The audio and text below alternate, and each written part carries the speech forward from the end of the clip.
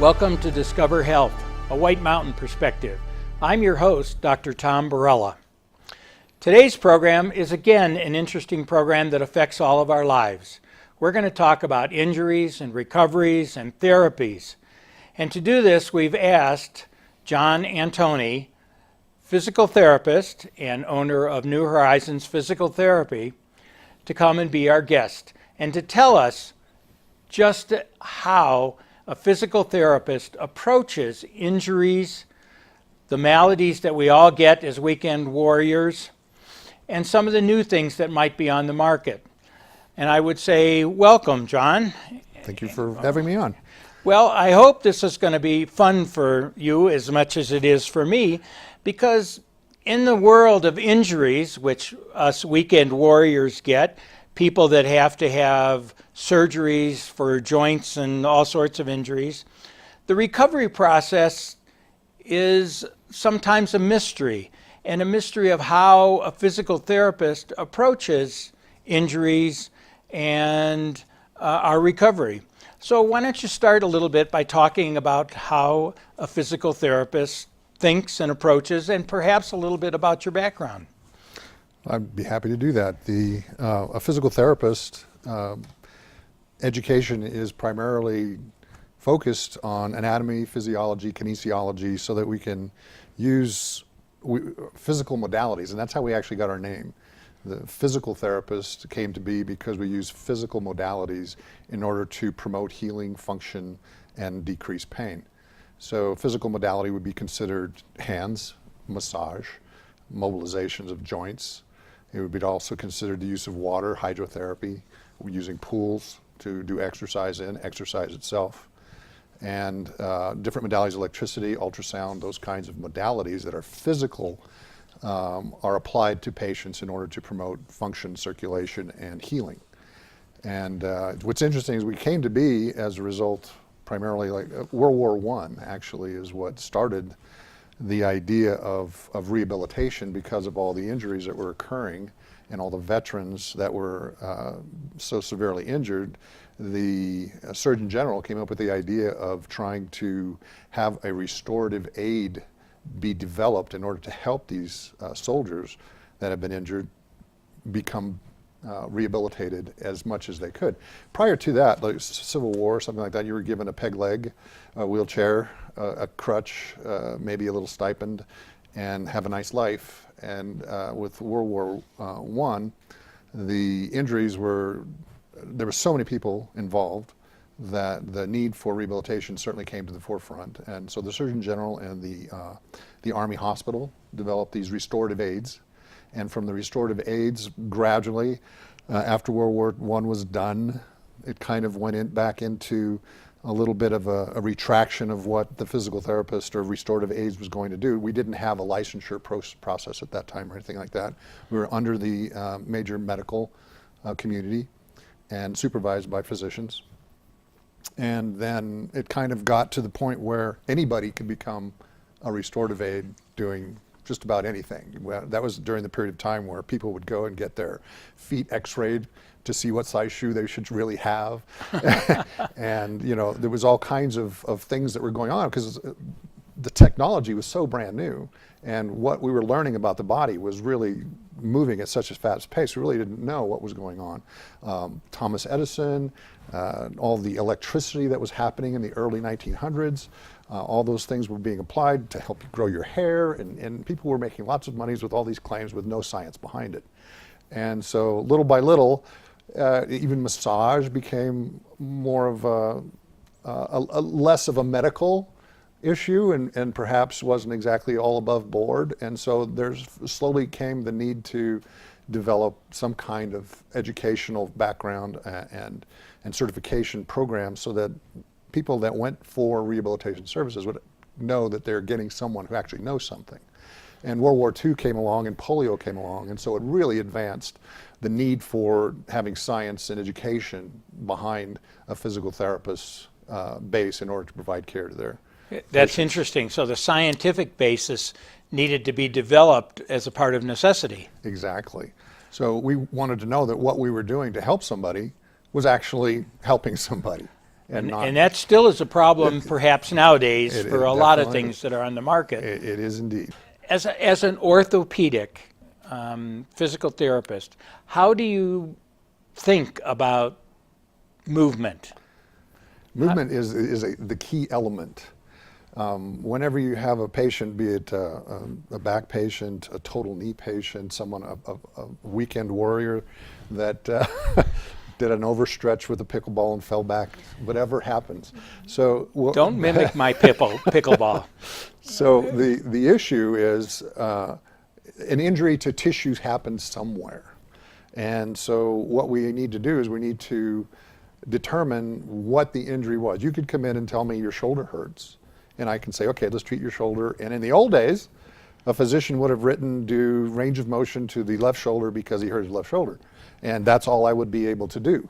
Back after World War I, before World War II, it was very specific. Do abduction, adduction, and nothing else. And so there wasn't that evaluation process, the diagnostic thought process that you had to undertake. That's completely changed now, where the physical therapy evaluation process or assessment is really leads what we do.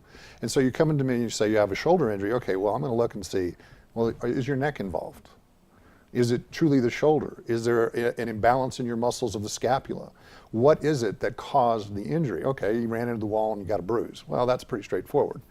But we still check, and the manual muscle testing system that has come into place in the 40s with polio, actually, really changed a lot of what physical therapists do, giving us a very specific way to test muscles, their strength and their function, and in turn their joints that are associated, gives us a very direct way to analyze an injury and try to really focus on what tissue and what reasons for that tissue injury exist, and then treat it appropriately, and with the physical modalities, with exercise, and a lot of instruction. So it's based on science.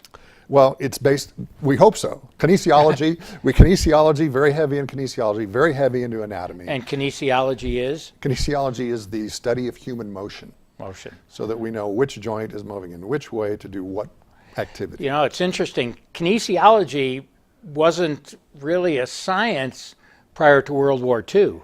Probably not. No, it was not. I remember my younger days in college. They were just beginning to teach courses of kinesiology, and it was new.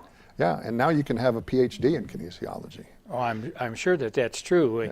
When you see all these little dots on people's arms as they watch how they throw a ball or they run, I mean, that is really the basis, is it not, for most of what you do? It is a huge part of what we do. And so when a person, I start evaluating the person when I watch them walking through my door, because I need to see how they're moving, what's moving properly, what's not moving properly, and then I got to start asking the questions of why. And so that's the constant evaluative process, is you're constantly looking at imbalances. Is there an imbalance in the muscles in terms of strength and length? Is there an imbalance in the joint? Is the joint stiff in certain areas? And how am I going to make a positive change for this individual? Wow, and so let's go through I'm sure there's plenty of things, so let's go through some of the things that you see most of. So, as we were mentioning before, shoulders are a huge area of the weekend warrior problem. Knees, hips and backs, necks. Those are the typical orthopedic stuff. And we also do, obviously, we're going to be working with total joints once they're replaced. Just during my career, it's been so interesting because the first total hip was done shortly before I started as a physical therapist. And from that point, we've got total shoulders now, we've got total joints in your fingers, your ankles are being done, and all of these people require a great deal of help from a physical therapy standpoint, because most of them don't understand that you don't change a knee joint like you do a starter in your car. I see this all the time with patients coming in going, why am I not walking normal now? Yes, I've got a whole new joint, and why is it hurting so much, and so on and so forth. And it's like, this is a whole different process than just swapping an alternator out. This is your body has to get used to the idea that you have a new piece. Functional piece. There's a new part in you. So the old one's gone, the new one's in. So if, for example, the shoulders, lots of shoulder problems, which are postural in nature much of the time. You're a weekend warrior, and you spent the rest of the whole part of your week in front of your computer like this. Okay. Okay, so my shoulders are slumped forward, my scapula are protracted, my neck is extended, I have a forward head position. This guy here is looking like that. Well, he is not happy. He's not happy. He's not happy. We've compressed all kinds of things here, but the shoulder blade is way out here. So what happens when you take a muscle and stretch it out for a prolonged period of time? It becomes very weak in the normal range of motion. It develops a stretch weakness. So it's now strong here, and you can do this okay, but you can no longer do this.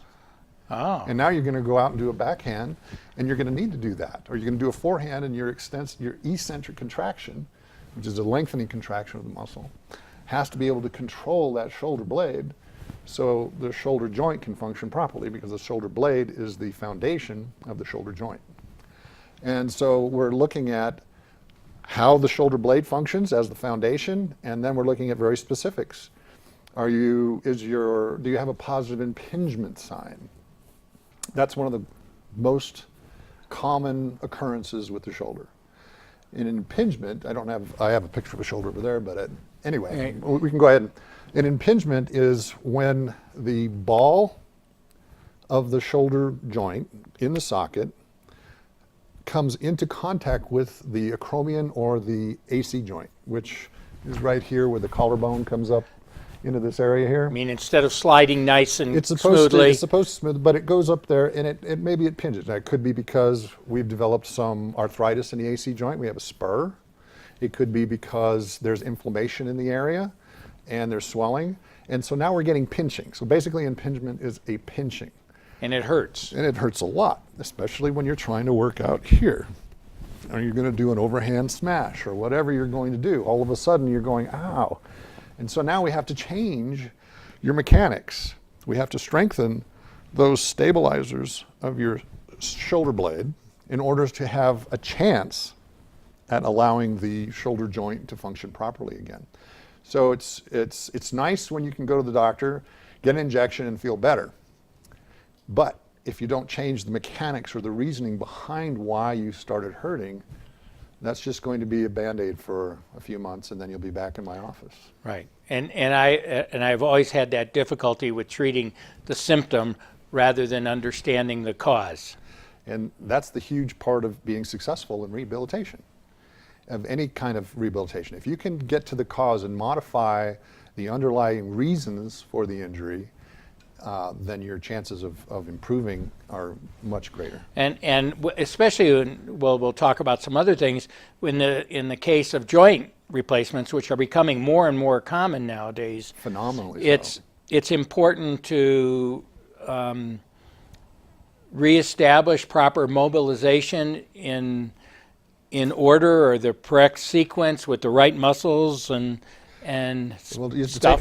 take a total knee joint, for example. You know, we need to have full extension, because when we walk, during our swing phase of gait, our knee fully extends, and then we heel strike and we go into a slight bend to cushion our catch. Walking has been described as a series of falls and catches, and in sequence. And so when we do that, then we have a little bit of bend in our knee that allows us to catch our weight, and then we extend out again, and we get in through the stance phase. And then when we go through the last part of stance, our knee is supposed to bend a certain amount. And then when we're going up a stair, our knee is supposed to bend a certain amount. So if we don't, we always shoot for a minimum of 120 degrees of knee flexion. We found that to be the magic number of function. If you can get 120 degrees of flexion in a knee, you've probably got 90% of your functional activities are going to be performed without any difficulty. If we get 130, 140, and it's amazing, people vary so much in their abilities, in their size and their athletic abilities seem to have not as much influence as you'd think as DNA does. I'm always impressed by the flexibility of gymnasts. Oh, yeah, it's true. And those talking about sports now, sports has really developed the science behind a lot of what physical therapists do. Sports has become a huge thing since World War II compared to prior to World War II. You had a little baseball going on, and you had some polo going on, and a little bit of wrestling. And beyond that, there really wasn't the emphasis in sports with football and baseball, basketball and all the other sports involved. And so those types of activities really provide you with a lot of injuries that need to be recovered. And as the sports arena has become more and more of a financial institution, with each individual being worth their activities and their performance being worth so much money, really, the interest in rehabilitating these individuals has gotten huge. And so a lot of what we are now implementing with our patients has come from the athletic training, physical therapy world in the athletic arena. And that has been very, very exciting. And so some of the things that we're doing now, for example, with dry needling, instrument-assisted soft tissue mobilization that athletes are using, we're doing, have you heard of these cold baths that they're doing now after? So, I can't imagine that they would be any fun at all. No, they're but not. you always see the pitcher after he comes out of the game in baseball with his arm wrapped in ice. Whether he's injured or not. He's injured or not. And that's because the cryotherapy has been found to minimize the inflammatory process. And inflammation is one of our biggest enemies. Inflammation and swelling decreases circulation. That decreases your ability to heal. And now we're going to have a more difficult time. And so we're really involved. A lot of what we do is to try to control and ease inflammation. So I am the Iceman. People come to my office, and everybody gets an ice pack unless they're just a non-inflamed little old lady with a little bit of arthritis who needs a little smile and a heat pack. Those are the only people. Well, I mean, it's important to understand that for the types of treatments for injuries. Now, you talk about ice. Is ice appropriate for all types of injuries? In the acute phase, certainly. There's very few areas that I don't consider ice one of the treatment modalities to use. So muscle injuries and for sprains, strains. Yeah, we know about sprains and strains. It seems like the first thing that you see when somebody sprains their ankle is... You hope that's what you see. You hope that somebody recognizes that they need to ice it down. Yeah. And then there's also the appropriate amount of rest. There's the appropriate rest? amount. Yes. For the weekend warrior? There's an appropriate amount of rest that must be considered. I have some patients that my greatest challenge is holding them back. Is you're doing too much. You're causing the knee to remain inflamed. You're going out on your tractor and you're working on your 3 acres mini farm, and you've only been out of surgery for your total knee 4 weeks. This is actual patient last week. So it's kind of like you're wondering why your knee hurts at night. The amount of rest and recuperation, that's the balance. We're always looking for the Goldilocks amount of rest and activity. It seems like it's an important blending. Having had injuries through the years from athletics, I got to admit I'm a little bit at impatient recovery. But I have to admit that I've also told patients that have sprained their ankle that the crutches don't look good, but they really help not hurt the ankle while you're recovering. This is an interesting that you brought in crutches because I have been what's the word I want? It had been, people have talked to me, physicians in particular, some of them friends, and say, why are you still letting the patient use the crutch? You're making them dependent upon the crutch. And I try to, since if they're friends, I say, you do great surgery, just leave me alone with my rehab. If they're not, if I don't know them, I go, yes sir, no problem, we'll take care of it, and then I kind of try to do what I want to do anyway. Because this is the reason, is unless an individual has good mechanics, they are injuring themselves in my view. If they can walk and show me good mechanics, I go, great, you don't need a crutch, you don't need a problem. If you walk and you show me a limp and you cannot overcome that limp with just instructions, here's a cane, here's a crutch. And then we work specifically on the proper gait dynamics. And that has been very, very helpful for my patients. I don't think patients recognize that when they sprain their ankle, the swelling of the ankle partly is in that joint. And doesn't it destabilize the joint? It does. Well, actually, swelling kind of, one of the reasons I think we swell is to keep things from moving. We get the inhibition of the muscles within the area, and the swelling itself is space occupying, and so we don't move the joint. But that becomes a hindrance to the healing process. So there is a process of injury and healing that we just want to speed along and maximize the potential. But the swelling after something like that, and it's in the joint, and if you don't treat it properly, you don't elevate, you don't compress, you don't put ice on there, then the swelling is going to stay longer. The longer the swelling stays, the longer the process of healing is delayed, and the potential for return of function is diminished.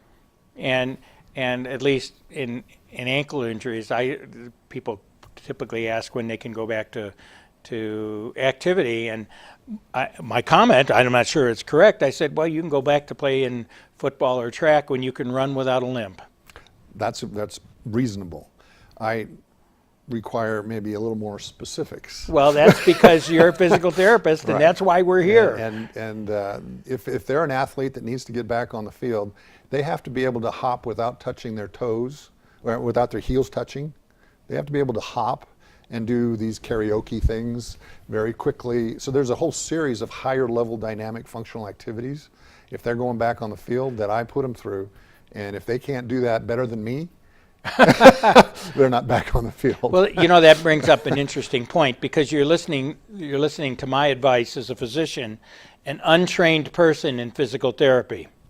So I typically, most of the injuries people get over on their own, despite our inadequate advice or all the things they can buy on the marketplace, rather than to understand it from your standpoint.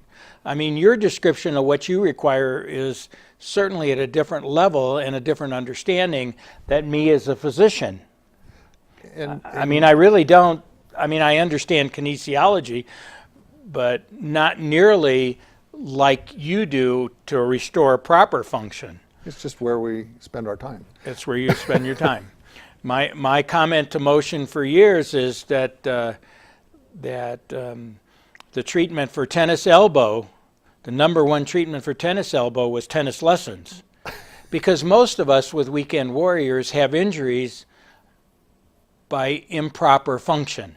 In other words, We're not doing the techniques correctly. And part of that may be the result of imbalances that exist within the structures that we're using. So as we spoke earlier about the imbalances in a scapular posture, positioning, and strength, so someone can have a greater propensity for an injury as a result of these imbalances. And so if we can go ahead and take care of the imbalances, the incident of injury decreases. And so exercise preparation is also part of preventing injuries? Absolutely. The recovery process is just as sequenced and scientifically based as... Yes, and pitchers, for example, there's an actual, a great guideline if you're going to rehabilitate a pitcher, okay? We've got everything set, the healing has occurred, we're ready to, his range of motion is improved, we've got good strength, let's start doing a functional activity now. So the first toss is 15 to 20 feet with a 10-foot arc. We're not going to be pushing anything beyond that, and then we'll move it back. And so there's a progression for something like that has to occur. And so that's the fascinating part of all this. And when they finally get to that point, then you have something solid. In the old days, it was a matter of you gut it out. It hurts. You know, I always think of Don Drysdale. He had, if I believe it was Don Drysdale, he had an elbow that was so arthritic and so painful, and he still pitched. It just wouldn't happen. Years ago, when the Phoenix Suns were in the playoffs for the NBA championship, and Kevin Johnson had a groin injury. Oh my gosh. And no matter what they did, they could not get him to recover. Groin injuries are like so bad for basketball players and so reoccurring. You had the Magic Johnson and the Lakers had the same situation. They Ty Babylonia and Gardner, I think, were ice skaters in the Olympics. And I remember as a young therapist watching these guys and going, oh God, he got a groin injury. And he tries to do a single leg skate, and there's just nothing on the inside of the thigh to support him. They had to stop competing. You know, I'm impressed for your discussion. Everything is really based on understanding the function of everything correctly. And interestingly enough, we are almost out of time, and we are going to ask you to come back because there's so much more that you can talk about. And for our guests who have been watching today, we thank you for watching. I hope that at a minimum you've understood that there's an approach to therapy and proper treatment of injuries, and that's going to be how quick you get back to functioning correctly. And thank you for watching today. This is your host, Dr. Tom Barela with John Atoni.